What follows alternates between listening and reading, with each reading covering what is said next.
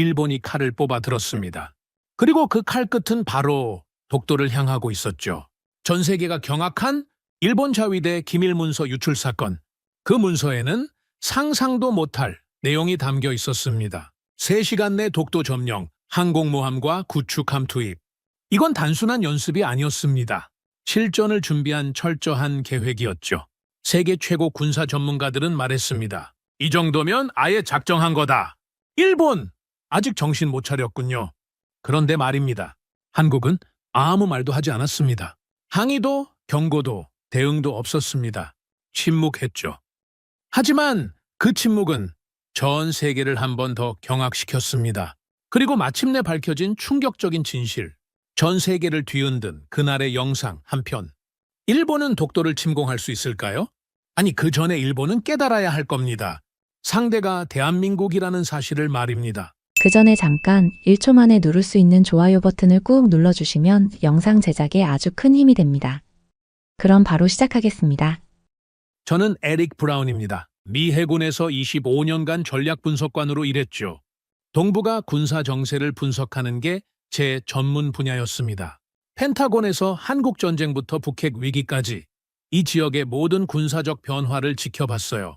그런 제가 2024년 가을 완전히 충격에 빠진 일이 있었습니다. 그날은 평범한 화요일 아침이었어요. 워싱턴 DC 제 사무실에서 동부가 정세 보고서를 정리하고 있었는데 갑자기 컴퓨터에 긴급 알림이 떴습니다. 일본 방위성 기밀 문서 유출, 즉시 확인 요망. 처음엔 또 다른 일상적인 정보 유출인 줄 알았어요. 그런데 파일을 열어보는 순간 제 손이 떨리기 시작했습니다. 문서 제목부터 심상치 않았거든요. 도서 탈환 작전, 독도 점령 시나리오 및 실행 계획. 이게 뭐지? 더 충격적인 건 문서의 상세함이었습니다. 이건 그냥 가상의 시나리오가 아니었어요. 실제 실행을 위한 구체적인 작전 계획이었습니다. 1단계 해상 봉쇄, 이지스 구축함 세척이, 독도 주변 12해리를 완전 차단. 2단계 공중 지원, 이즈모급 항공모함에서 F-35B 전투기 8대 출격. 3단계 상륙작전, 수륙기동단 150명이 고속 상륙정으로 독도 동도와 서도 동시 점령. 그리고 마지막에 이런 문장이 있었습니다. 작전 완료 목표 시간 3시간. 점령 즉시 일본 국기 개양 및 국제 언론 공개.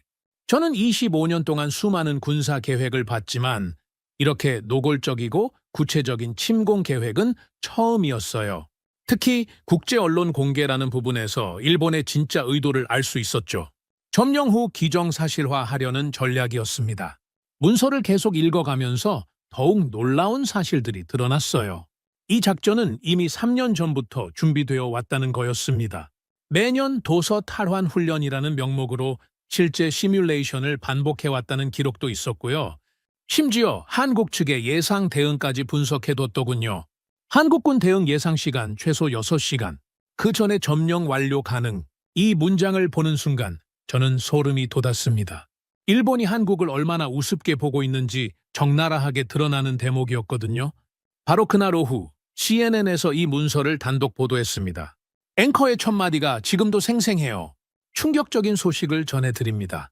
일본이 독도 침공을 위한 구체적인 군사 계획을 수립해왔다는 사실이 확인됐습니다. 전 세계가 발칵 뒤집혔어요. BBC에서는 일본의 군사 도발, 동북아 평화 위협이라고 보도했고, 알자질에서는 일본 제2차 대전 이후 최대 도발 계획이라는 제목을 달았습니다. 러시아 RT는 일본의 군국주의 부활이라고 했고, 중국 CGTN은 동북아 안보 질서 파괴 시도라며 강하게 비판했어요. 독일 DW에서는 일본의 새로운 영토 야욕이라고 분석했죠. 그런데 이상한 게 하나 있었습니다.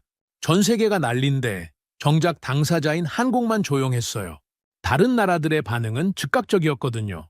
중국 외교부는 그날 저녁 성명을 냈고 러시아도 지역 안정 저해 행위라며 우려를 표명했습니다.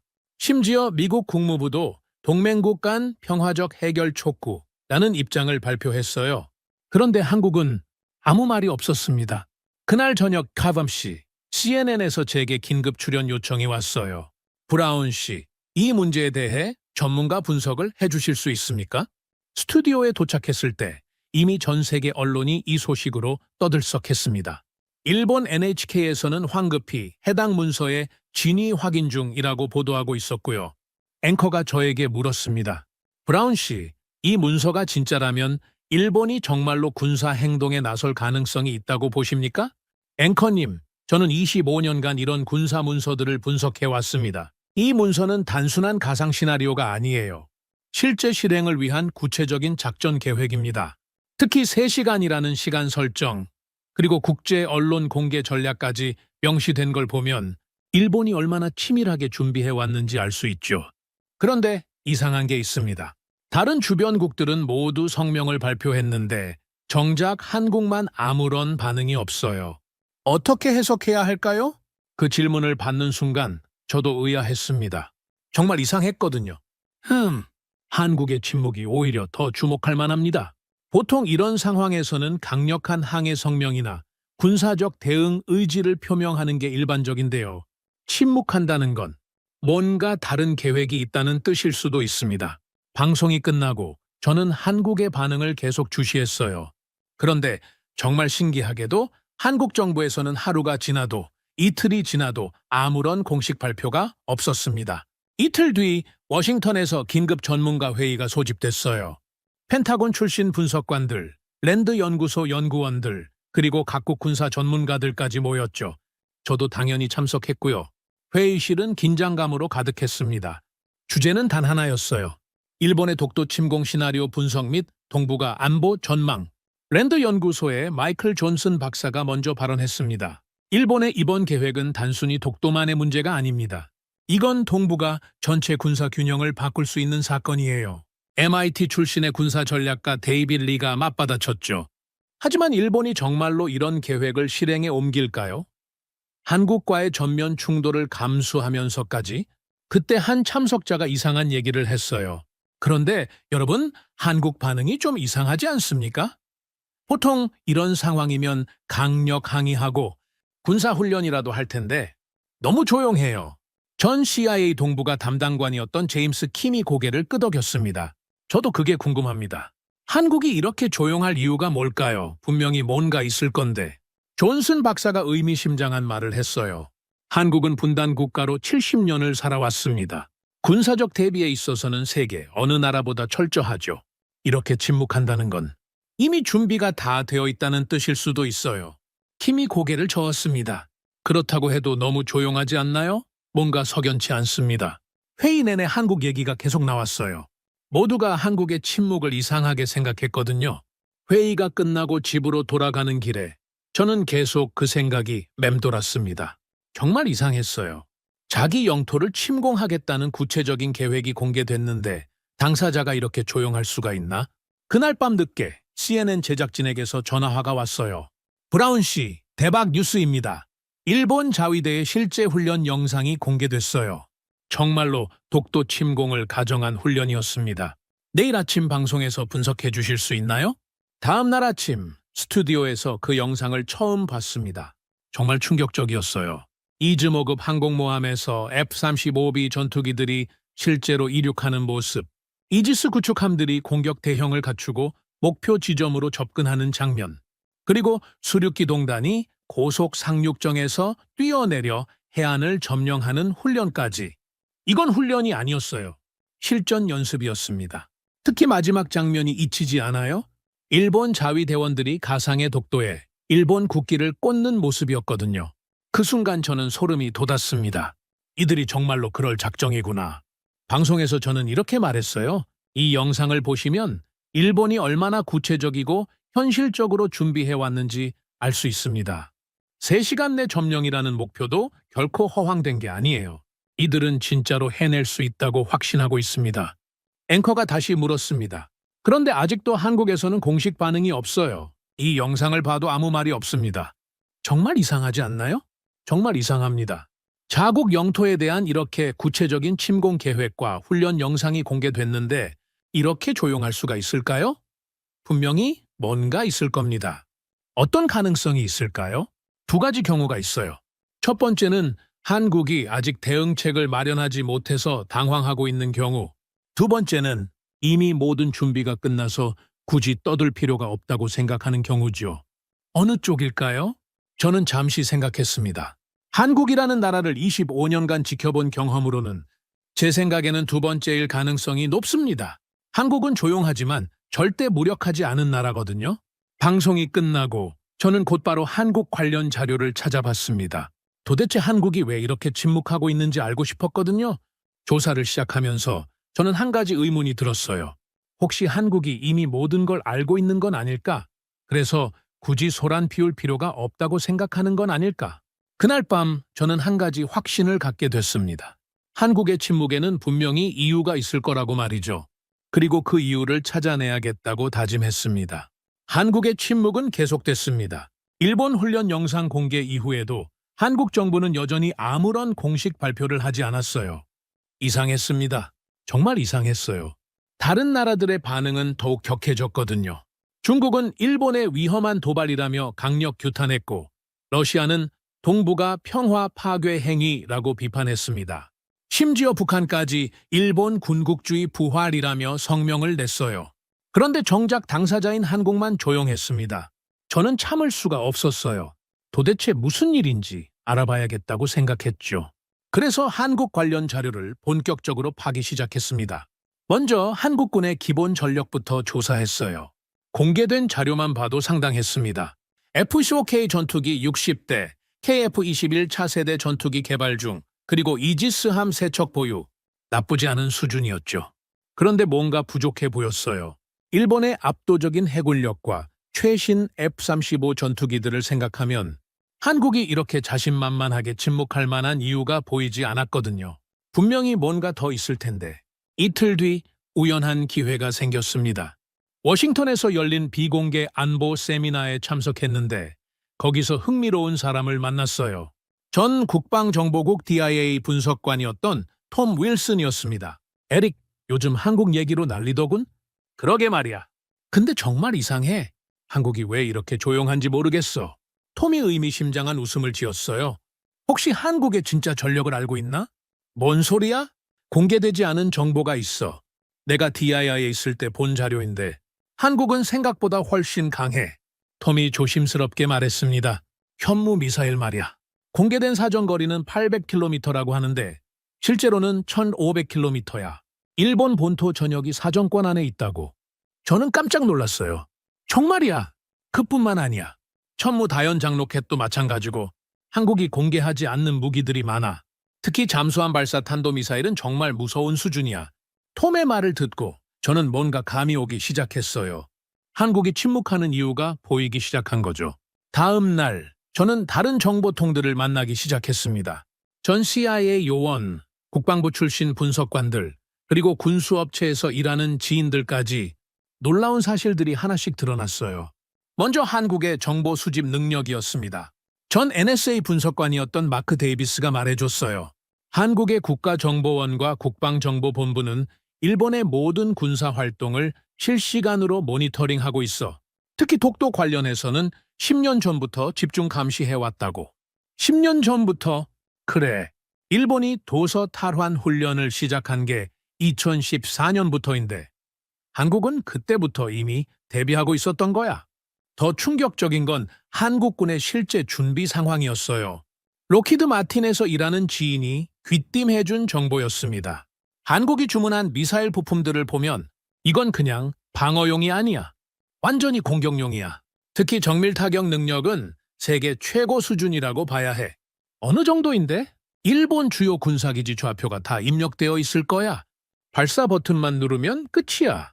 보잉에서 일하는 친구도 비슷한 얘기를 했어요. 한국 F-15K의 실제 성능은 공개된 것보다 훨씬 좋아. 특히 공대지 미사일 운용 능력은 일본 F-35보다 우수할 수도 있어. 정보를 종합해보니 그림이 그려지기 시작했습니다. 한국이 침묵하는 이유를 알 것 같았어요. 그 주 금요일 저는 랜드 연구소의 한국 전문가인 덕돌 제니퍼 리를 만났습니다. 그녀는 한국계 미국인으로 20년간 한국군을 연구해온 전문가였어요. 제니퍼, 한국이 왜 이렇게 조용한지 알겠어? 그녀가 빙긋 웃었습니다. 에릭, 한국 문화를 이해해야 해. 한국 사람들은 큰 소리 치지 않아. 특히 진짜 강할 때는 더욱 조용하지. 무슨 뜻이야? 한국 속담에 빈 수레가 요란하다는 말이 있어. 진짜 준비된 사람은 떠들지 않는다는 뜻이야. 한국이 지금 그런 상태인 것 같아. 제니퍼가 자료를 펼쳐서 보여줬어요. 한국의 GDP 대비 국방비 비율을 봐. 지금 100%야? 이건 나토 기준보다 높아. 그리고 이 돈이 어디에 쓰였는지 추적해보면 대부분 미사일과 정밀 타격 무기에 집중되어 있어. 그럼 한국이 정말로 준비되어 있다는 뜻인가? 내 생각에는 일본보다 훨씬 잘 준비되어 있을 거야. 특히 독도 방어에 관해서는. 그때 제니퍼가 중요한 얘기를 했어요. 에릭, 한국군의 작전 개념을 알아. 선제 타격이야.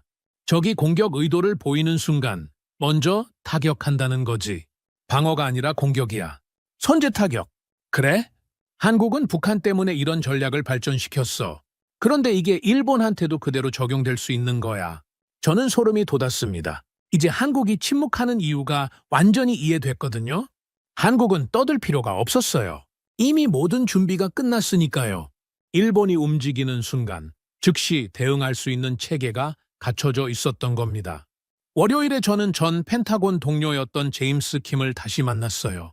그에게 제가 수집한 정보들을 얘기해줬죠. 제임스, 내가 알아본 바로는 킴이 제 말을 다 듣고 나서 고개를 끄덕였습니다. 마야, 에릭, 나도 비슷한 정보를 들었어. 한국은 이미 10년 전부터 일본의 독도 침공 시나리오에 대비해왔다고. 그럼 한국이 침묵하는 이유는? 떠들 필요가 없으니까. 이미 모든 게 준비되어 있는데 굳이 상대방에게 알려줄 이유가 있겠어? 킴이 의미심장한 말을 했어요. 에릭, 진짜 강한 사람은 위협하지 않아. 그냥 조용히 준비하고 있다가 상대방이 덤비면 그때 보여주는 거지. 그 말을 듣는 순간 저는 완전히 이해했습니다. 한국의 침묵은 두려움이 아니라 자신감이었어요. 준비가 끝났다는 여유였죠. 수요일에는 더욱 구체적인 정보를 얻었습니다. 전 해군 정보부 장교였던 친구가 말해줬어요. 한국 해군의 실제 전력은 공개된 것의 2배야. 특히 잠수함 전력은 일본이 상상도 못할 수준이고, 잠수함? 214급 잠수함에 탑재된 미사일들. 일본 해상자위대 함정들한테는 악몽이야. 스텔스 성능도 뛰어나고, 그리고 결정적인 정보를 얻었어요. 한국이 독도 주변에 배치한 방어 시설들. 이건 공개되지 않았는데 거의 요새 수준이야. 일본이 상륙하려고 해도 절대 불가능할 거야. 금요일 저녁, 저는 모든 정보를 정리하면서 한 가지 결론에 도달했습니다. 한국은 두려워서 침묵한 게 아니었어요.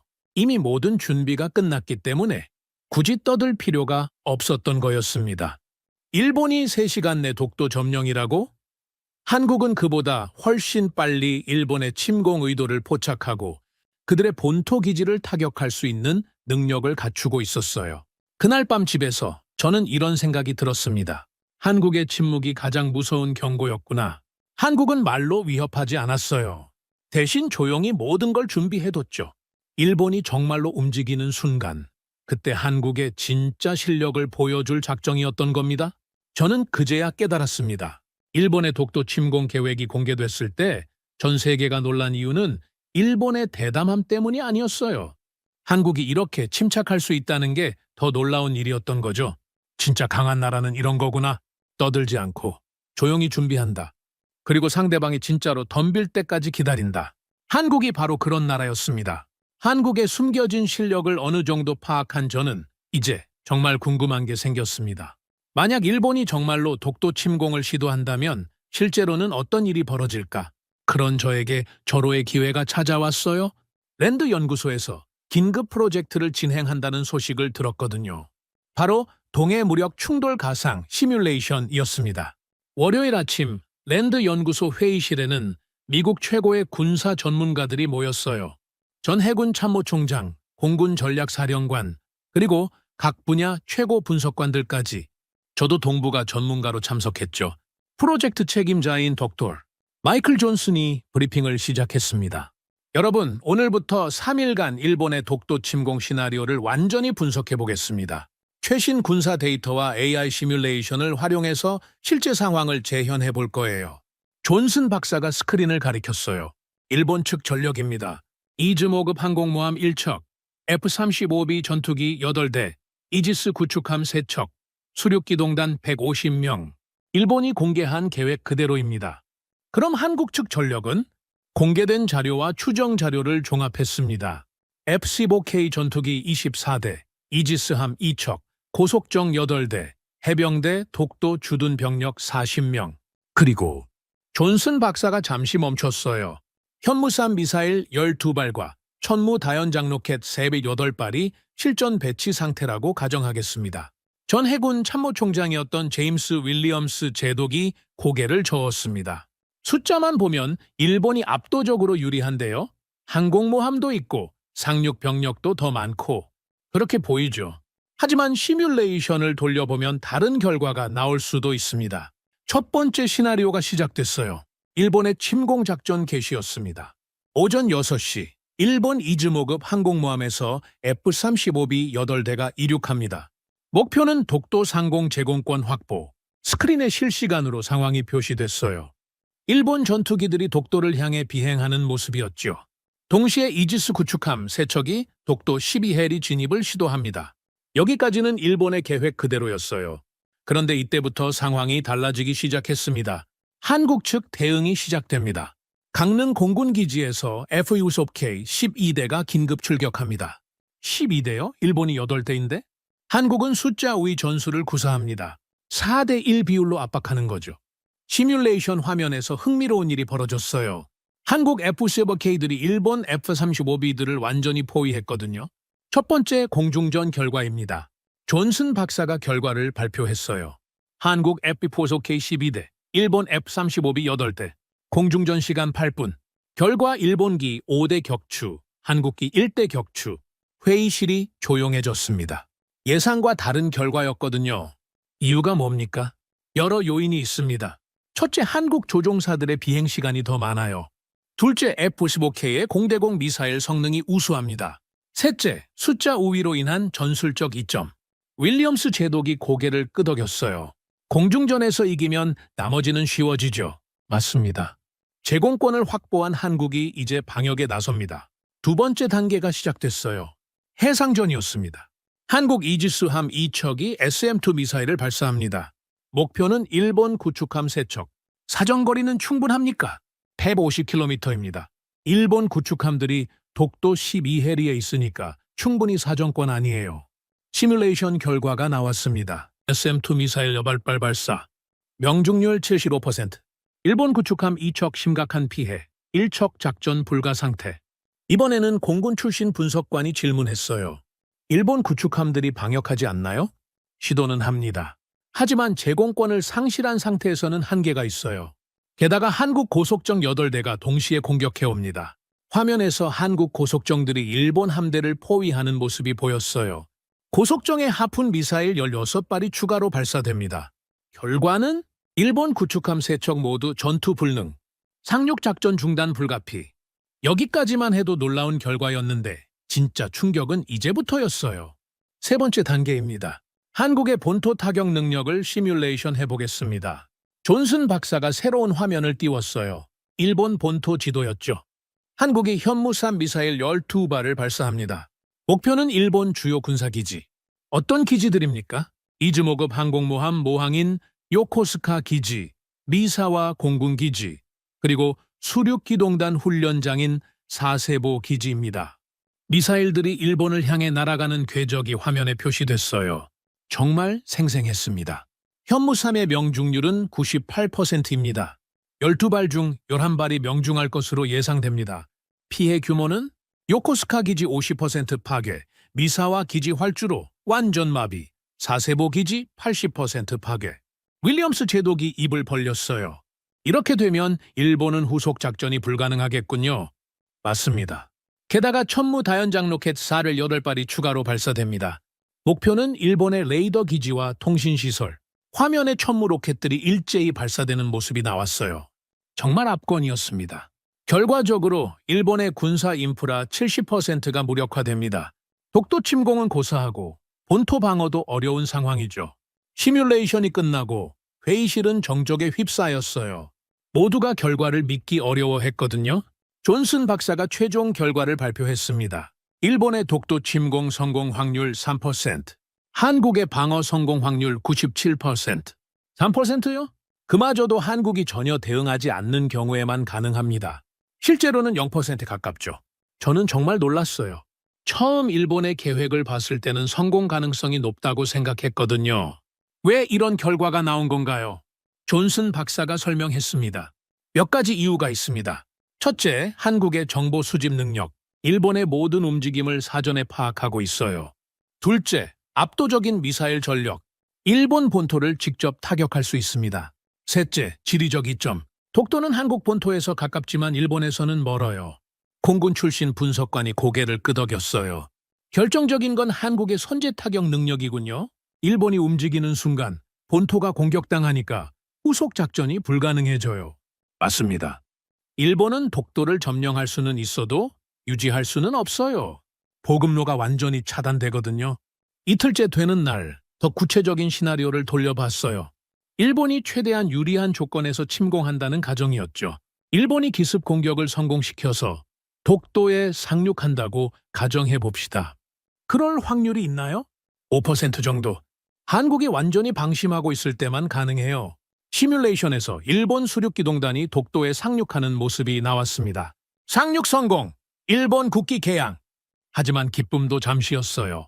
30분 후 한국의 방역이 시작됩니다. 한국 FC-5K들이 독도 상공에 나타났고 천무 로켓들이 독도를 향해 날아왔어요. 일본 상륙 병력 전멸, 보급선 차단, 작전 실패. 결과는 마찬가지였습니다. 일본이 잠시 독도를 점령할 수는 있어도 유지하는 건 불가능했어요. 마지막 날, 저는 개인적으로 존슨 박사와 대화를 나눴습니다. 박사님, 솔직히 이 결과를 예상하셨나요? 아니요. 저도 놀랐어요. 한국의 실제 전력이 이 정도일 줄은 몰랐거든요. 일본은 이런 결과를 알고 있을까요? 모를 거예요. 한국이 워낙 조용하게 준비해왔으니까 일본은 아직도 한국을 과소평가하고 있을 겁니다. 존슨 박사가 의미심장한 말을 했어요. 에릭, 이건 단순히 무기의 문제가 아니에요. 한국은 70년간 분단국가로 살면서 실전 대비를 해왔어요. 반면 일본은 평화헌법 아래에서 실전 경험이 거의 없죠. 그게 그렇게 중요한가요? 엄청나게 중요해요. 전쟁은 무기로 하는 게 아니라 사람이 하는 거거든요. 한국군의 전투 의지와 준비 상태는 일본과 비교할 수 없어요. 시뮬레이션을 마치고 저는 완전히 생각이 바뀌었습니다. 일본의 독도 침공 계획? 그건 계획으로만 끝날 가능성이 높았어요.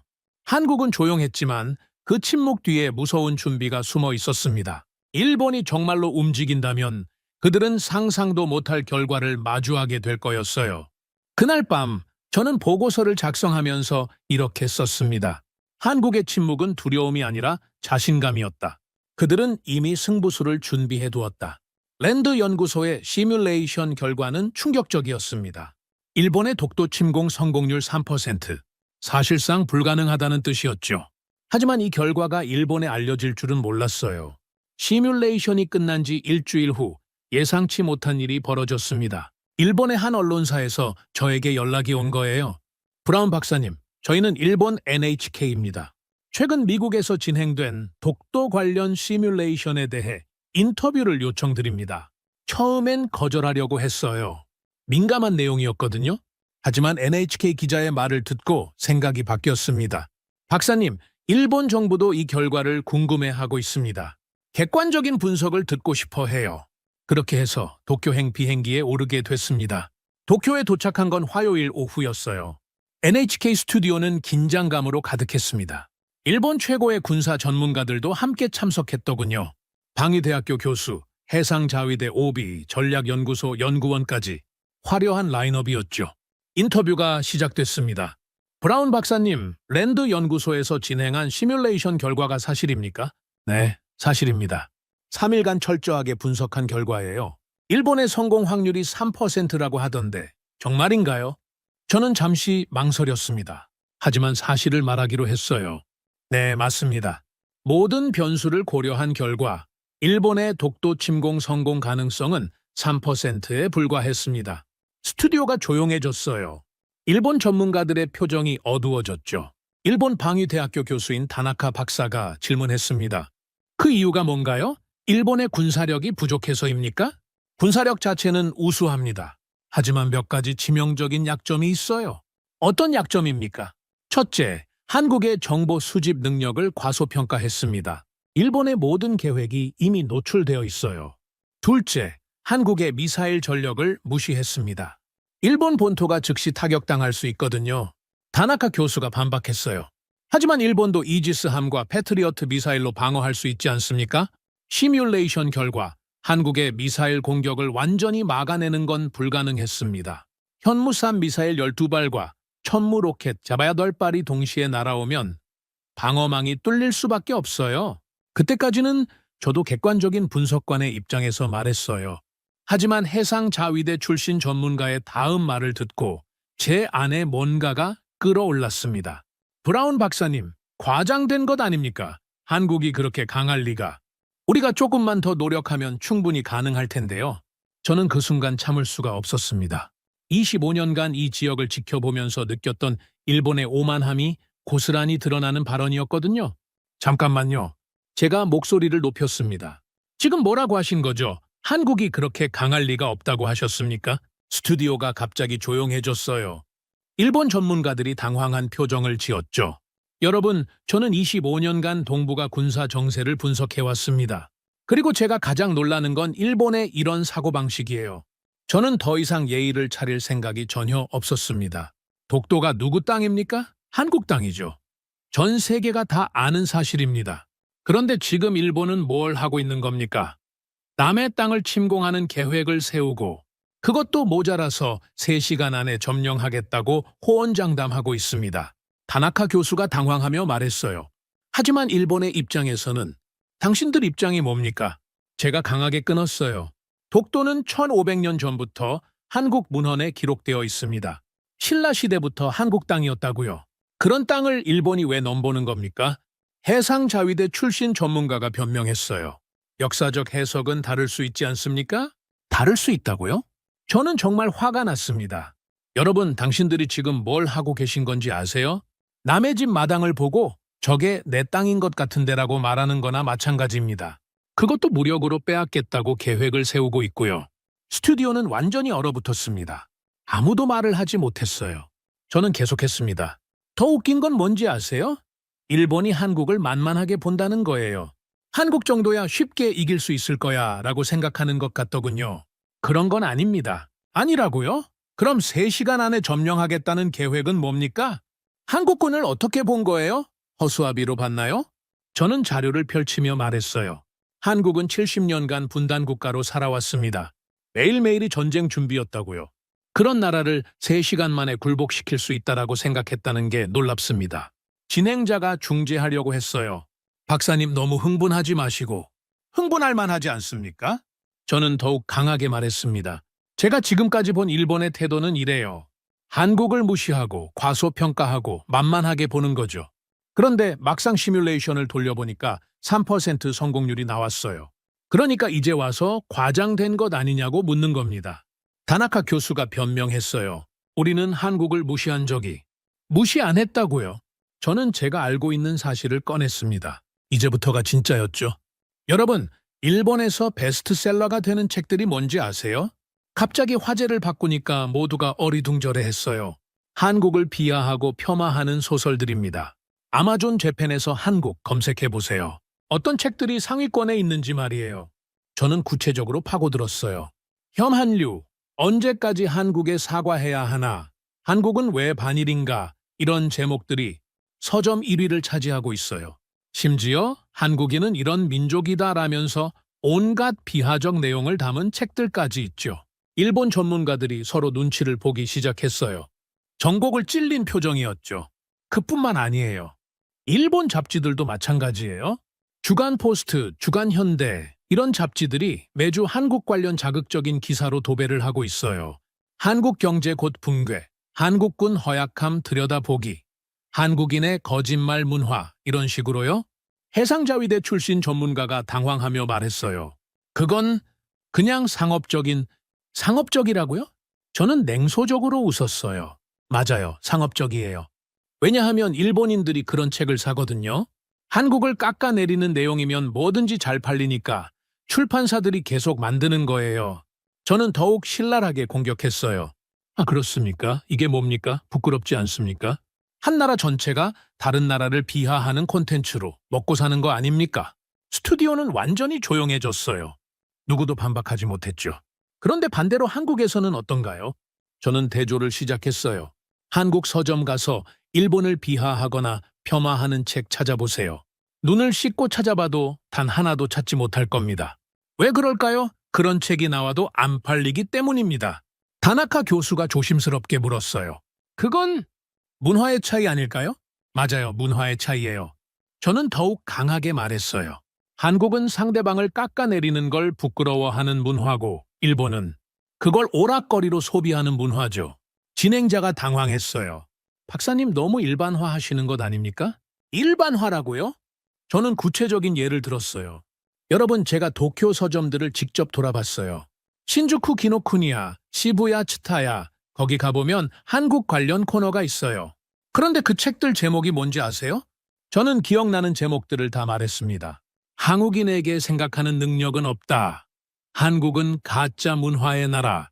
반일, 한국의 미래는 없다. 이런 제목들이에요. 이게 정상입니까? 일본 전문가들이 완전히 위축됐어요. 반면 서울 교보문고나 영풍문고 가보세요. 일본 관련 책들이 있긴 해요. 그런데 제목이 뭔 줄 아세요? 일본 문화 이해하기, 일본 여행 가이드, 일본어 회화 이런 거예요. 일본을 비하하는 책은 찾기 어렵습니다. 저는 더욱 날카롭게 지적했어요. 심지어 한국에서 일본 극우 정치인들을 비판하는 책이 나와도 일본 국민을 비하하지는 않아요. 정치와 국민을 구분하는 거죠. 그런데 일본은 어떤가요? 한국 정부가 아니라 한국 민족 자체를 깎아내리는 책들이 베스트셀러가 되고 있어요. 다나카 교수가 조용히 말했어요. 그런 차이가 있다는 건 인정합니다만, 인정한다고요? 저는 비웃었어요. 인정만 하면 끝입니까? 이게 바로 일본의 문제예요. 한국을 무시하고 비하하는 문화에 너무 익숙해져서 정작 한국의 실력을 제대로 파악하지 못하는 거예요. 저는 핵심을 찔렀습니다. 여러분이 독도 침공을 3시간 안에 할 수 있다고 생각한 이유가 뭡니까? 바로 이런 문화 때문 아닙니까? 한국은 약하다. 한국군은 허약하다.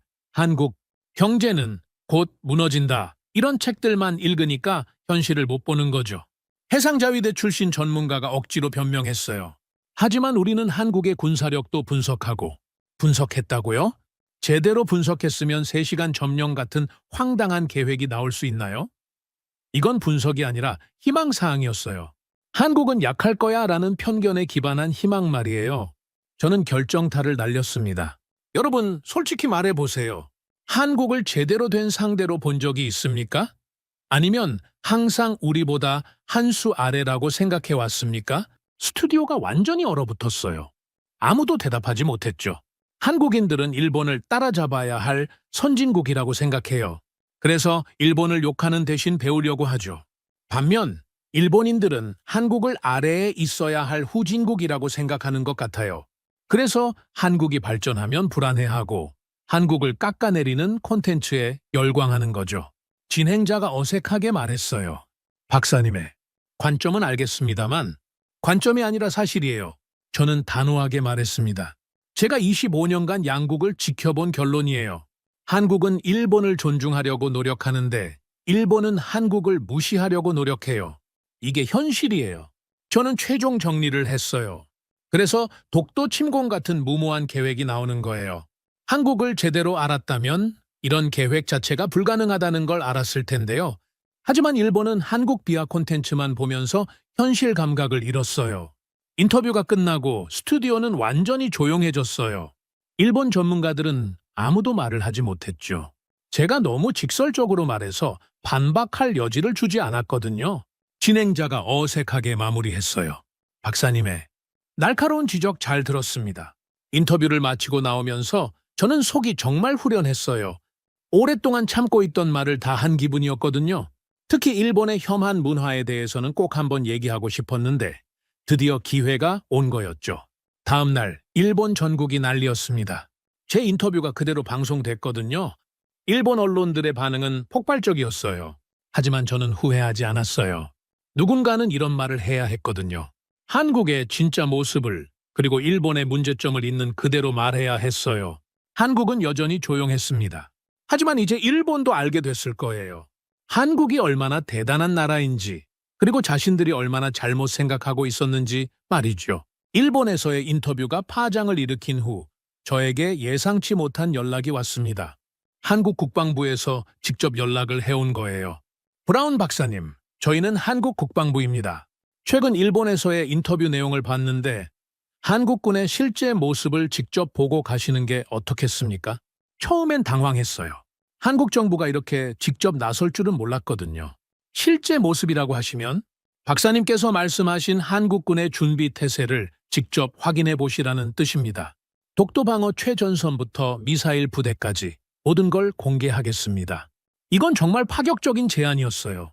외국인에게 군사 기밀을 공개한다는 건 보통 일이 아니거든요. 왜 저에게 그런 기회를 주시는 건가요? 박사님이 일본에서 하신 말씀이 정확했습니다. 한국은 정말로 준비되어 있어요. 그걸 직접 보여드리고 싶습니다. 일주일 후 저는 인천공항에 도착했습니다. 한국 국방부 관계자가 저를 마중 나왔어요. 브라운 박사님, 환영합니다. 3일간 한국군의 모든 걸 보여드리겠습니다. 첫 번째 목적지는 독도였습니다. 헬기를 타고 2시간을 날아가니 드디어 그 유명한 섬이 보였어요. 독도는 생각보다 작았습니다. 하지만 그 작은 섬에 한국군이 얼마나 철저하게 준비해뒀는지 보고 깜짝 놀랐어요. 헬기에서 내리자마자 해병대 소대장이 저를 맞이했습니다. 이름은 김철수 중위였어요. 박사님, 여기가 독도 방어의 최전선입니다. 김중위의 눈빛이 예사롭지 않았어요. 강인하면서도 확신에 찬 표정이었죠. 중위님, 정말로 일본군이 오면 막아낼 수 있습니까? 김중위가 단호하게 대답했어요. 박사님, 저희는 이 땅을 지키기 위해 여기 왔습니다. 단 한 치도 물러서지 않을 겁니다. 그 말이 단순한 구호가 아니라는 걸 저는 곧 깨달았어요. 독도 방어 시설을 둘러보면서 놀란 건 모든 게 실전을 가정해서 만들어져 있다는 거였어요. 레이더 시설, 통신 장비, 그리고 각종 무기들까지 마치 요새 같았습니다. 이 레이더로 어디까지 볼 수 있나요? 일본 본토까지 다 보입니다. 적기나 적함이 움직이는 순간 즉시 포착되어 김중위가 자신 있게 말했어요. 그럼 일본이 기습 공격을 해도 알 수 있다는 뜻인가요? 기습은 불가능합니다. 저희는 24시간 감시하고 있거든요. 독도 경비대원들을 만나보면서 저는 그들의 각오에 감동받았어요. 모두가 확신에 차 있었거든요. 한 병사가 말했습니다. 박사님, 저희는 매일 새벽 순찰을 돕니다. 비가 와도 눈이 와도 빠지지 않아요. 이 땅은 저희가 지키는 겁니다. 다른 병사도 거들었어요. 적이 와도 무섭지 않습니다. 저희는 준비되어 있거든요. 그들의 눈빛에서 저는 뭔가 특별한 걸 봤어요. 단순한 의무감이 아니라 진짜 신념이었습니다. 둘째 날에는 강릉 공군기지를 방문했어요. F-15K 전투기들이 활주로에 대기하고 있는 모습을 보는 순간 저는 압도됐습니다. 공군 작전 지휘관인 박영수 대령이 저를 맞이했어요. 박사님, 우리 F-15K의 위력을 보여드리겠습니다. 박 대령은 F-15K 조종사 출신이었어요. 20년 경력의 베테랑이었죠. 대령님, 정말로 일본 F-35와 싸워서 이길 수 있습니까? 박 대령이 자신 있게 웃었어요. 박사님, 저희는 매일 훈련하고 있습니다. 적이 접근하는 순간 끝입니다. 그 말이 허세가 아니라는 걸 저는 곧 확인했어요. 갑자기 사이렌이 울렸고 F-15K 조종사들이 뛰어나와 전투기로 달려갔습니다. 그리고 3분 만에 2대의 전투기가 하늘로 솟아올랐어요. 3분이면 충분합니까? 충분합니다. 일본 전투기가 독도에 도착하기 전에 저희가 먼저 도착할 수 있어요. 레이더실에서 실시간 상황을 지켜봤는데 정말 놀라웠습니다. 동해상의 모든 항공기 움직임이 실시간으로 표시되고 있었거든요. 저기 보이는 게 일본 자위대 정찰기입니다. 매일 정찰 비행을 하고 있어요. 그럼 일본의 모든 움직임을 파악하고 계시는 건가요? 네, 정확합니다. 일본 항공기가 평소와 다른 움직임을 보이면 즉시 대응합니다. 조종사와의 대화가 특히 인상 깊었어요. 30대 초반의 젊은 조종사였는데 눈빛이 매서웠습니다. 중위님, 일본과 정말 싸우게 될까봐 무섭지 않나요? 무섭지 않습니다. 저희는 이걸 위해 훈련해 왔거든요. 그럼 독도를 지킬 자신이 있으신 건가요? 조종사가 단호하게 대답했어요. 독도는 우리 땅입니다. 누구도 건드릴 수 없어요. 셋째 날에는 포항 해군 기지를 방문했어요. 세종대왕급 이지스함이 부두에 정박해 있었는데 위용이 대단했습니다. 해군 작전 참모가 설명해 줬습니다. 이 이지스함 한 척으로 일본 함대 전체를 상대할 수 있습니다. 정말입니까? SM-2 미사일 3입 2발이 탑재되어 있어요. 동시에 16개 목표를 타격할 수 있습니다. 함장과의 대화는 더욱 충격적이었어요. 이종호 함장은 해군 사관학교 출신의 엘리트였는데 확신에 차 있었습니다. 함장님, 정말로 일본 함정과 싸울 각오가 되어 계신 겁니까? 이 함장이 조용히 대답했습니다. 박사님, 바다는 우리가 통제합니다. 적이 침범하면 바다에 남기지 않겠습니다. 그 말투에는 농담기가 전혀 없었어요. 진심이었습니다. 이지스함의 전투정보센터를 구경하면서 저는 한국 해군의 수준에 다시 한번 놀랐습니다. 최신 레이더 시스템, 미사일 발사 통제 장비, 그리고 완벽한 데이터 링크 체계까지 일본 구축함들이 동시에 접근해도 대응 가능합니까? 충분합니다. 저희 한 척으로도 충분해요. 마지막으로 미사일 부대를 방문했을 때는 정말 소름이 돋았어요. 현무심 미사일이 발사대에 실전 배치되어 있는 모습을 직접 본 거였거든요. 미사일 부대 지휘관인 최영민 중령이 자신있게 말했습니다. 박사님, 저희 현무 미사일의 명중률은 98%입니다. 목표를 놓치는 일은 거의 없어요. 실제로 일본 기지 좌표가 입력되어 있나요? 최중령이 의미심장한 웃음을 지었어요. 저희는 이미 적의 좌표를 알고 있습니다. 언제든 대응할 준비가 되어 있어요. 발사 통제실을 구경하면서 저는 한국의 미사일 전력이 얼마나 정교한지 깨달았어요. 모든 게 컴퓨터로 통제되고 있었고 몇 번의 클릭만으로 미사일 발사가 가능했습니다. 발사 명령이 떨어지면 얼마나 빨리 발사할 수 있나요? 5분입니다. 명령 접수부터 발사까지 5분이면 충분해요. 일본까지 도달 시간은 15분입니다. 총 20분이면 일본 본토 기지를 타격할 수 있어요. 3일간의 방문을 마치고 저는 완전히 생각이 바뀌었어요. 한국군의 준비 상태는 제 상상을 훨씬 뛰어넘었거든요. 마지막 날 저녁, 국방부 관계자와 대화를 나눴습니다. 박사님 어떠셨습니까? 놀랐습니다. 정말 놀랐어요. 어떤 점에서요? 한국군의 전투 의지입니다. 모든 장병이 확신에 차 있더군요. 국방부 관계자가 말했어요. 저희는 70년간 이런 마음으로 살아왔습니다. 우리 땅은 우리가 지킨다는 신념으로요. 저는 그제야 깨달았습니다. 한국군의 진짜 힘은 무기가 아니라 의지였다는 걸 말이에요.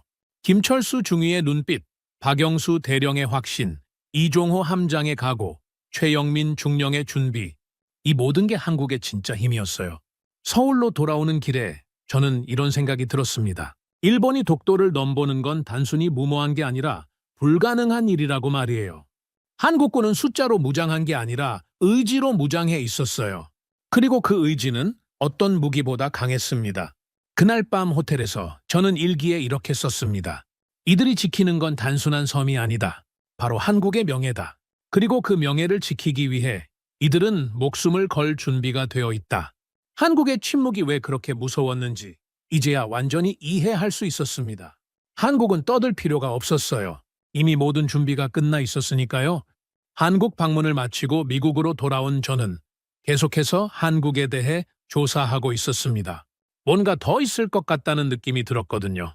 제가 본 것만으로도 충분히 놀라웠는데 한국이 그게 전부일 리는 없었어요.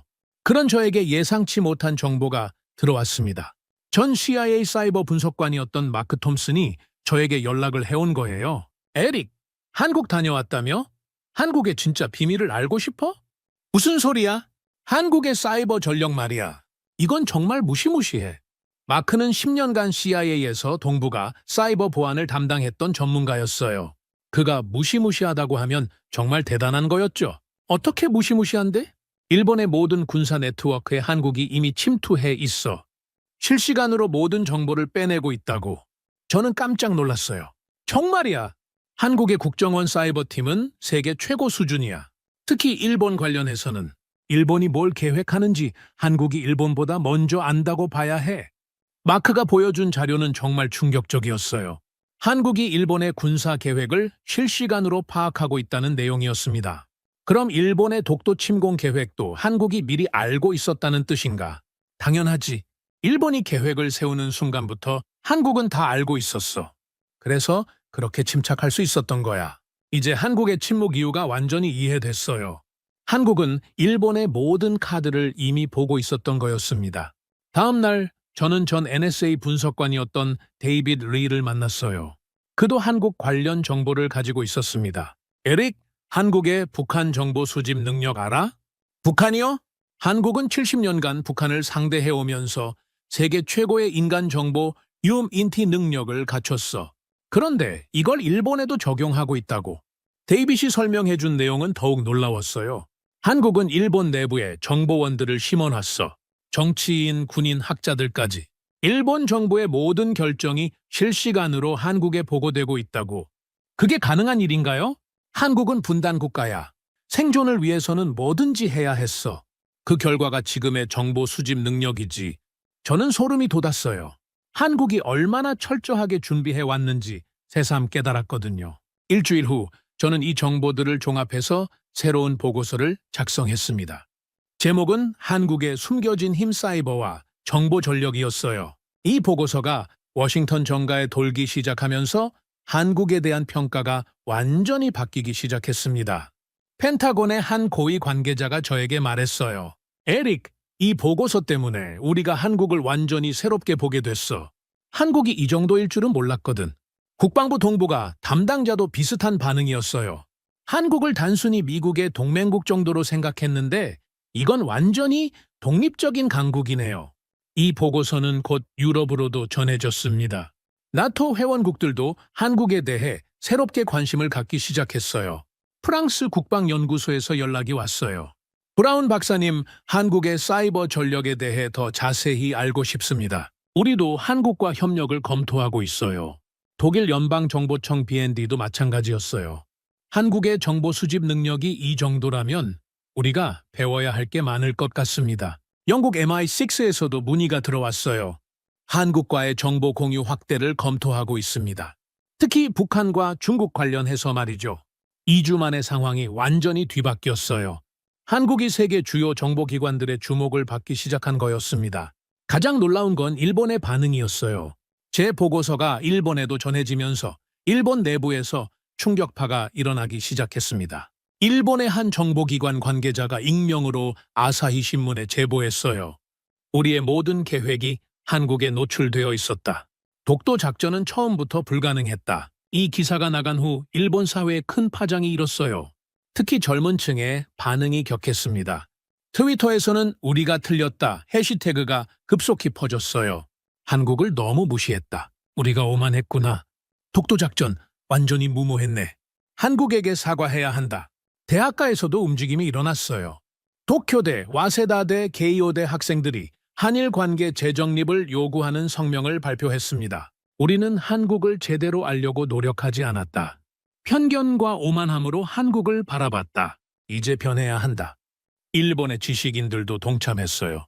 노벨 물리학상 수상자인 아마노 히로시 박사가 마이니치 신문에 기고문을 썼습니다. 과학의 세계에서는 사실이 전부다. 한국의 과학기술력은 이미 일본을 뛰어넘었다. 우리는 현실을 인정해야 한다. 도쿄대 국제관계학과 다나카 교수도 요미우리 신문에 칼럼을 썼어요. 한국을 동생 나라로 보던 시각은 완전히 틀렸다. 한국은 이미 우리와 동등하거나 어떤 면에서는 우리를 앞선 나라다. 일본 언론들도 변하기 시작했어요. 그동안 혐한 콘텐츠로 유명했던 주간지들까지 논조를 바꿨습니다. 주간포스트, 한국의 진짜 실력, 우리가 몰랐던 진실. 주간현대 사과하자, 한국에게. 주간문춘, 일본의 착각, 한국의 현실. 가장 충격적이었던 건 산케이 신문의 변화였어요. 보수 논조로 유명한 신문인데 사설에서 이렇게 썼더군요. 우리는 한국을 과소평가했다. 독도 작전은 무모한 모험이었다. 한국과의 관계를 새롭게 설정해야 한다. 3주째 되는 주, 일본에서 놀라운 여론조사 결과가 나왔어요. 한국에 대한 인식조사, 한국을 존중해야 한다 71%, 독도 문제 평화적 해결 지지 68%, 한국과의 관계 개선 필요 74%. 완전히 뒤바뀐 거였어요. 일본 정부도 움직이기 시작했습니다. 기시다 총리가 국회에서 이렇게 발언했어요. 한일 관계는 미래지향적으로 발전해야 한다. 과거의 갈등보다는 협력에 집중하겠다. 외무대신도 기자회견에서 말했어요. 독도 문제는 외교적 해결이 최선이다. 어떤 군사적 행동도 고려하지 않는다. 한 달 만에 모든 게 바뀌었어요. 한국의 숨겨진 실력이 공개되면서 국제사회 전체가 한국을 새롭게 보기 시작했습니다. 미국, 유럽, 심지어 일본까지 모두가 한국을 인정하기 시작한 거였어요. 저는 그 과정을 지켜보면서 감탄했습니다. 한국은 정말 대단한 나라였어요. 조용히 준비하고 필요할 때 보여주고 상대방이 스스로 인정하게 만드는 능력까지. 그달 말 저는 또 다른 CNN 인터뷰에 출연했어요. 박사님, 한국에 대한 국제사회의 인식 변화를 어떻게 보십니까? 당연한 결과라고 생각합니다. 한국의 진짜 실력이 공개됐으니까요. 일본의 변화는 어떻게 평가하십니까? 놀랍습니다. 특히 젊은 층과 지식인들의 자성적 태도가 인상적이에요. 앞으로 동북아 정세는 어떻게 변할 것 같습니까? 저는 확신을 가지고 대답했어요. 한국이 중심이 될 겁니다. 이제 모든 나라가 한국의 진짜 가치를 알게 됐으니까요. 그날 밤 저는 일기에 이렇게 썼습니다. 한국은 싸우지 않고 이겼다. 총 한 발 쏘지 않고 상대방이 스스로 항복하게 만들었다. 이것이 진짜 강국의 모습이다. 세계가 한국을 보는 눈이 완전히 바뀌었습니다. 그리고 그 변화는 이제 시작에 불과했어요. 한국의 숨겨진 실력이 공개된 후 한 달이 지나자 전 세계가 한국을 보는 시선이 완전히 달라졌습니다. 저도 그 변화의 중심에서 모든 걸 지켜볼 수 있었어요. 가장 먼저 변한 건 세계 언론들이었습니다. 그동안 한국을 다룰 때 미국의 동맹국 정도로만 소개했던 매체들이 이제는 완전히 다른 톤으로 보도하기 시작했어요. CNN에서 1시간짜리 특집 다큐멘터리를 제작했습니다. 제목이 조용한 강국, 한국의 진실이었어요. 저도 주요 해설자로 참여했죠. 한국은 더 이상 작은 나라가 아닙니다. 군사력, 경제력, 기술력 모든 면에서 세계 최상위권에 있어요. BBC에서도 비슷한 프로그램을 만들었어요. 숨겨진 용, 대한민국이라는 제목으로 한국의 군사 기술과 정보 능력을 집중 조명했습니다. 프랑스 르몽드지는 한 면에 이런 제목을 달았어요. 한국 동북아의 새로운 패권국. 독일 슈피겔지도 충격적인 표지 기사를 냈습니다. 우리가 몰랐던 한국의 힘. 이탈리아 코리엘의 델라세라는 더욱 직설적이었어요. 한국은 이미 일본을 뛰어넘었다. 가장 놀라운 건 러시아와 중국 언론들의 반응이었습니다. 그동안 한국을 미국의 꼭두각시 정도로 평가했던 이들도 태도를 바꿨어요. 러시아 RT는 이렇게 보도했습니다. 한국의 독립적 군사력, 미국 없이도 충분. 중국 황우시보도 비슷한 논조였어요. 한국 동북아 군사 균형의 새로운 변수. 하지만 언론보다 더 놀라운 건 각국 정부와 군사 전문가들의 반응이었습니다. 영국 국방부에서 저에게 연락이 왔어요. 브라운 박사님, 한국과의 군사 협력 확대를 검토하고 있습니다. 특히 사이버 분야에서 배우고 싶어 해요. 프랑스 전략연구소의 장 피에르 박사도 만나자고 했어요. 에릭, 한국의 정보 수집 능력에 대해 더 알고 싶어. 우리가 너무 과소평가했던 것 같아. 독일 연방군 참모본부에서도 문의가 들어왔습니다. 한국군과의 합동훈련을 추진하고 싶습니다. 그들에게서 배울 게 많을 것 같아요. NATO 본부에서는 한국을 글로벌 파트너에서 핵심 협력국으로 격상시키는 방안을 검토한다고 발표했어요. 이스라엘도 움직였습니다. 이스라엘은 세계 최고의 정보 강국 중 하나인데 그들도 한국과의 협력을 원한다고 했어요. 한국의 사이버 능력과 우리의 기술을 결합하면 시너지가 클 것 같다는 게 이스라엘 측 설명이었죠. 가장 인상 깊었던 건 호주의 반응이었어요. 호주 국방장관이 직접 성명을 발표했거든요. 한국은 인도, 태평양 지역의 핵심 안보 파트너입니다. 우리는 한국과의 협력을 더욱 강화하겠습니다. 3주째 되는 주에는 더욱 놀라운 일이 벌어졌어요. 유럽 각국의 젊은이들 사이에서 한국 열풍이 불기 시작한 거였습니다. 영국 옥스퍼드 대학교에서 한국연구회가 만들어졌어요. 회원이 300명을 넘었다고 하더군요. 프랑스 소르본 대학에서도 한국 정치군사 연구 동아리가 생겼어요. 독일 하이델베르크 대학에서는 아예 한국학과 신설을 검토한다고 발표했습니다. 유럽 젊은이들의 댓글들이 정말 인상적이었어요. 한국은 정말 멋진 나라다. 조용하지만 강하다. K-팝만 알았는데 K-밀리터리도 대단하구나. 한국에 대해 더 배우고 싶다. 한국 사람들을 존경한다. 소셜미디어에서는 더 종영 한국 해시태그가 전 세계적으로 퍼졌어요. 미국 대학가에서도 비슷한 현상이 일어났습니다. 하버드, 예일, 스탠포드에서 한국 관련 강의 수강 신청이 폭주했어요. MIT에서는 한국의 과학기술 정책을 연구하는 특별 프로그램을 만들었습니다. 한국이 어떻게 이렇게 빠르게 발전할 수 있었는지 배우고 싶다는 게 이유였어요. 가장 감동적이었던 건 각국 시민들의 반응이었습니다. 프랑스 파리의 한 카페에서 일하는 마리가 인터뷰에서 말했어요. 한국 사람들은 정말 대단해요. 전쟁의 폐허에서 이렇게 강한 나라를 만들다니. 독일 베를린의 대학생 한스도 비슷한 말을 했습니다. 한국은 우리가 배워야 할 나라예요. 어려움을 이겨내는 정신력이 남다르더라고요. 영국 런던의 금융계에서 일하는 제임스는 이렇게 말했어요. 한국의 기술력을 과소평가했었어요. 이제는 한국 기업들과 협력을 늘리려고 해요. 4주째에는 한국 내부의 변화도 주목받기 시작했습니다. 한국 국민들이 이런 국제적 관심에 어떻게 반응하는지 세계가 지켜봤어요. 놀라운 건 한국 사람들의 반응이었습니다.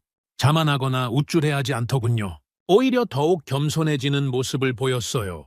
한국의 한 대학생이 BBC 인터뷰에서 말했습니다. 세계가 저희를 인정해 주시는 건 감사하지만 아직 부족한 게 많아요. 더 열심히 해야죠. 한국의 퇴역 장군도 CNN에 출연해서 이렇게 말했어요. 우리는 강해서 자랑하는 게 아니라 평화를 지키기 위해 강한 겁니다. 이런 겸손한 태도가 오히려 세계인들에게 더 큰 감동을 줬어요. 트위터에서는 야를 겸손한 강국 해시태그가 트렌드에 올랐습니다. 한국은 강하면서도 겸손하다. 이런 나라를 어떻게 안 존경할 수 있나? 한국 사람들의 마음가짐을 배우고 싶다. 5주째에는 정말 역사적인 일이 벌어졌어요. UN 안보리에서 한국의 역할 확대에 대한 논의가 시작된 거였습니다. 미국 UN 대사가 공식 발언에서 이렇게 말했어요. 한국은 이제 지역 안보의 핵심 파트너입니다. 한국의 역할 확대가 필요하다고 생각합니다. 영국, 프랑스도 비슷한 입장을 표명했어요. UN 사무총장도 기자회견에서 한국을 언급했습니다. 한국은 평화와 안보 분야에서 더 큰 역할을 할 수 있는 나라입니다. 그 즈음 저는 다시 한번 한국을 방문할 기회가 생겼어요. 서울대학교에서 강연 요청이 온 거였습니다. 강연장에는 학생들뿐만 아니라 교수들, 일반 시민들까지 몰려들었어요. 500명 정원을 훨씬 넘어서 온라인 생중계까지 해야 했죠. 제 강연 제목은 세계가 본 한국의 진짜 모습이었어요. 여러분, 저는 25년간 동북아를 연구해 왔습니다. 그런 제가 말씀드리는데 한국은 정말 대단한 나라입니다. 청중들이 조용히 들었어요. 한국의 힘은 무기에 있지 않아요. 국민의 정신력에 있습니다. 어려움을 이겨내는 의지, 평화를 지키려는 신념, 그리고 무엇보다 겸손한 마음가짐이 한국의 진짜 힘이에요.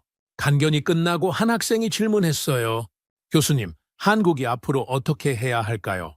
저는 이렇게 대답했습니다. 지금처럼 하세요. 조용하지만 확실하게, 겸손하지만 당당하게. 그게 한국만의 매력이에요. 강연 후 만난 한국 사람들은 정말 인상적이었어요. 세계적인 관심을 받고 있음에도 전혀 우쭐해하지 않더군요. 한 교수님이 말씀하셨어요. 관심 받는 건 감사하지만 우리는 우리 할 일을 하면 되는 거 아닌가요? 한 공무원도 비슷한 말을 했어요.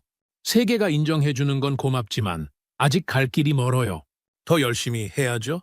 이런 모습을 보면서 저는 왜 세계가 한국에 매료되는지 알 수 있었어요. 한국의 진짜 매력은 겸손함이었거든요. 강하면서도 겸손하고 자신 있으면서도 오만하지 않은 나라. 이런 나라를 어떻게 존경하지 않을 수 있겠어요? 한국을 떠나기 전날 밤 저는 서울 시내를 걸어 다녔어요. 평범한 사람들의 모습을 보고 싶었거든요. 지하철에서 만난 직장인, 카페에서 공부하는 학생들, 공원에서 운동하는 시민들. 모두가 자연스럽고 평범했어요. 하지만 그 평범함 속에 뭔가 특별한 게 있었습니다. 조용한 자신감이랄까요? 과시하지 않지만 흔들리지 않는 확신 같은 것 말이에요. 그날 밤 호텔에서 저는 이번 여행의 소감을 정리했습니다. 한국은 세계가 주목하는 나라가 됐다. 하지만 한국 사람들은 변하지 않았다. 여전히 겸손하고 여전히 열심히 살고 있다. 이것이 한국의 진짜 힘이다. 미국으로 돌아와서 저는 마지막 보고서를 작성했어요. 제목은 한국 21세기의 모델 국가였습니다. 그 보고서에서 저는 이렇게 썼습니다. 한국은 이제 세계가 배워야 할 나라가 되었다. 강함과 겸손함을 동시에 갖춘 나라, 평화를 사랑하지만 침입자는 용서하지 않는 나라, 조용하지만 누구보다 확실한 나라. 이것이 21세기 한국의 모습이다. 세계가 한국을 보는 눈이 완전히 바뀌었습니다. 그리고 그 변화는 앞으로도 계속될 거예요. 한국이 진짜 어떤 나라인지 이제 온 세상이 알게 됐으니까요. 세계가 한국을 새롭게 인식한 지 2달이 지났을 때 저는 한 가지 궁금한 게 생겼습니다. 모든 변화의 시작점이었던 독도, 그 작은 섬이 한국인들에게 정말 어떤 의미인지 제대로 알고 싶었어요. 한국 국방부에 다시 연락을 드렸습니다. 독도를 한 번 더 방문할 수 있을까요? 이번에는 그 섬의 역사와 의미를 더 깊이 알고 싶습니다. 일주일 후 저는 다시 독도행 헬기에 몸을 맡겼어요. 하지만 이번에는 단순히 군사시설을 보는 게 아니라 독도의 진짜 의미를 찾아보고 싶었습니다. 헬기에서 독도가 보이기 시작했을 때 동행한 역사학자가 말했어요. 박사님, 저 섬이 처음 한국 땅이 된 게 언제인지 아세요? 전 1500년 전이라고 들었는데요. 맞습니다. 서기 512년 신라 이사부 장군이 우산국을 복속시키면서부터입니다. 그때부터 지금까지 1500년 넘게 한국 땅이었어요. 1500년. 정말 긴 세월이었어요. 독도에 도착해서 가장 먼저 찾은 곳은 독도 박물관이었습니다. 작지만 알차게 꾸며진 곳이었어요. 박물관에서 본 자료들은 정말 놀라웠습니다. 조선시대 세종실록 지리지에 명확히 기록된 독도, 일본 고지도에서도 조선 땅으로 표시된 독도, 그리고 무엇보다 1900년대 초까지 일본 정부 문서에서도 조선 영토로 인정한 독도의 모습이 그대로 남아 있었어요. 이렇게 명확한 증거가 있는데도 일본이 왜 자기 땅이라고 주장하는 걸까요? 박물관 관장이 조용히 대답했어요. 그들에게 독도는 단순한 섬이 아니에요. 과거 제국주의의 향수, 그리고 한국을 다시 굴복시키고 싶은 욕망의 상징이죠. 그 말을 듣는 순간 저는 깨달았어요. 독도 문제가 단순한 영토 분쟁이 아니라는 걸 말이에요. 다음으로 찾아간 곳은 독도 경비대였습니다. 제가 2번째 방문이어서 대원들이 반갑게 맞아줬어요. 김철수 중위는 여전히 그 자리에 있었습니다. 중위님, 여기서 근무하는 게 힘들지 않나요? 김 중위가 웃으며 대답했어요. 박사님, 저희는 여기가 집이에요. 힘들다는 생각 안 해봤어요. 가족들은 어떻게 생각하시나요? 자랑스러워해요. 제가 조국의 땅을 지키고 있다고 생각하니까요. 다른 대원과도 대화를 나눠봤어요. 20대 초반의 젊은 병사였는데 눈빛이 정말 맑았습니다. 여기 근무하면서 뭘 느끼나요? 책임감이요. 제가 여기 있는 동안은 절대 누구도 이 땅을 건드릴 수 없다는 자부심도 있고요. 무섭지 않나요? 무서울 게 뭐 있어요? 저희는 정의로운 일을 하고 있는데 그의 말에서 저는 뭔가 특별한 걸 느꼈어요. 단순한 의무감이 아니라 진짜 사명감이었습니다. 오후에는 독도의 역사를 더 자세히 들여다봤어요. 동행한 역사학자가 독도의 모든 이야기를 들려줬습니다. 박사님, 독도가 정말 한국인들에게 특별한 이유를 아세요? 영토적 가치 때문 아닌가요? 그것만은 아니에요. 독도는 일제강점기 일본이 한국에서 빼앗아간 첫 번째 땅이에요. 1905년 러일 전쟁 중에 일방적으로 편입했죠. 그럼 일종의 상징인 거네요. 맞아요. 일제강점의 시작이면서 해방 후 되찾은 첫 번째 땅이기도 해요. 한국인들에게는 단순한 섬이 아니라 역사의 아픔과 회복의 상징인 거죠. 저는 그제야 이해했어요. 왜 한국인들이 독도에 그렇게 강한 애착을 갖는지 말이에요. 저녁에는 독도에서 하룻밤을 보냈습니다. 경비대 숙소에서 대원들과 함께 저녁을 먹으면서 더 깊은 이야기를 나누었어요. 한 베테랑 부사관이 말했습니다. 박사님, 제가 여기서 5년째 근무하는데 매일 일출을 봐요. 그럴 때마다 생각나는 게 있어요. 뭔가요? 우리 할아버지 말씀이요. 할아버지가 일제강점기를 겪으셨는데 항상 이런 말씀을 하셨어요. 우리 땅은 우리가 지켜야 한다고. 다른 대원도 거들었어요. 저희 아버지도 6.25 전쟁 참전 용사세요. 어릴 때부터 나라를 지키는 일만큼 소중한 건 없다고 하셨거든요. 그들의 이야기를 들으면서 저는 독도가 단순한 섬이 아니라는 걸 다시 한번 깨달았어요. 세대를 이어 내려온 의지와 신념이 담긴 땅이었습니다. 그날 밤 독도의 벼하늘 아래에서 저는 깊은 감동을 받았어요. 이 작은 섬을 지키기 위해 매일 밤 깨어있는 사람들, 그리고 그들의 마음속에 흐르는 뜨거운 애국심을 느낄 수 있었거든요. 다음 날 아침 독도에서 맞이한 일출은 정말 장관이었습니다. 수평선 너머로 떠오르는 태양을 보면서 경비대원 하나가 말했어요. 박사님, 저기 떠오르는 태양이 우리나라에서 가장 먼저 보는 일출이에요? 정말요? 네, 한국 땅에서 가장 동쪽에 있으니까요. 매일 아침 대한민국의 하루가 여기서 시작되는 거죠. 그 말을 듣는 순간 저는 소름이 돋았어요. 독도가 단순히 한국의 동쪽 끝이 아니라 매일 한국의 새 희망이 시작되는 곳이라는 생각이 들었거든요. 본토로 돌아오는 헬기 안에서 저는 지난 며칠간의 경험을 정리해 봤어요. 독도를 둘러싼 모든 일들, 일본의 침공 계획, 한국의 침착한 대응, 세계의 관심 변화, 이 모든 게 하나의 큰 그림이었다는 생각이 들었습니다. 서울에 도착해서 만난 사람들의 이야기도 인상적이었어요. 한 대학생이 말했습니다. 외국에서 독도를 어떻게 보는지 궁금했어요. 박사님 같은 분이 독도의 의미를 알아주시니까 정말 고맙네요. 한 회사원도 비슷한 말을 했어요. 독도는 우리에게 특별한 땅이에요. 크기는 작지만 의미는 정말 크거든요. 한 노인분의 말씀이 특히 기억에 남습니다. 젊은이, 독도는 우리가 절대 포기할 수 없는 땅이야. 거기엔 우리 조상들의 피와 땀이 스며 있거든. 그분의 눈에서 저는 뭔가 깊은 감정을 읽을 수 있었어요. 역사의 아픔과 자부심이 함께 섞인 복잡한 감정이었습니다. 일주일 후 저는 워싱턴으로 돌아왔어요. 하지만 독도에서의 경험은 계속 제 마음속에 남아 있었습니다. 동료들과 대화하면서도 독도 이야기가 자주 나왔어요. 에릭, 독도가 그렇게 특별한 곳이야? 특별하다는 표현으로는 부족해. 독도는 한국인들의 영혼이 담긴 곳이야. 영혼이라고? 그래. 그들의 역사, 의지, 꿈이 모두 담겨 있는 곳이야. 그래서 절대 포기할 수 없는 거지. 그 즈음 놀라운 소식이 들려왔어요. 유럽연합에서 독도 문제에 대한 공식 입장을 발표한 거였습니다. 유럽연합은 독도가 역사적으로 한국의 영토라는 점을 인정한다. 이건 정말 파격적인 발표였어요. 그동안 중립을 지켜왔던 유럽이 한국 편을 든 거였거든요. 유엔에서도 비슷한 움직임이 있었어요. 여러 회원국들이 영토 분쟁은 역사적 사실에 기반해 해결되어야 한다는 입장을 표명했습니다. 가장 놀라운 건 일본 내부의 변화였어요. 일본의 한 시민단체에서 독도는 한국 땅이라는 성명을 발표한 거였습니다. 성명서에는 이런 내용이 있었어요. 우리는 역사적 사실을 인정한다. 독도는 한국의 영토이며 일본이 과거에 저지른 잘못을 반성해야 한다. 이 성명서에 3만 명이 넘는 일본인들이 서명했다고 했어요. 한 달 후 저는 마지막 보고서를 작성했습니다. 제목은 독도 작은 섬 큰 의미였어요. 그 보고서에서 저는 이렇게 썼습니다. 독도는 단순한 섬이 아니다. 그것은 한국인들의 역사와 정신이 응축된 상징이다. 천천히 500년 전부터 이어진 영토 수호 의지, 일제강점기의 아픔을 딛고 일어선 불굴의 정신, 그리고 평화를 사랑하지만 침입자는 용서하지 않는 강인함이 모두 담겨 있는 곳이다. 한국인들이 독도를 지키는 이유는 단순히 영토적 가치 때문이 아니다. 그것은 그들의 정체성, 자존감, 그리고 미래에 대한 희망과 직결되어 있다. 독도를 포기한다는 것은 한국인들에게 자신들의 역사와 정신을 포기하는 것과 같다. 따라서 독도 문제는 절대 타협이나 양보의 대상이 될 수 없다. 그것은 한국인들의 존재 이유와 관련된 문제이기 때문이다.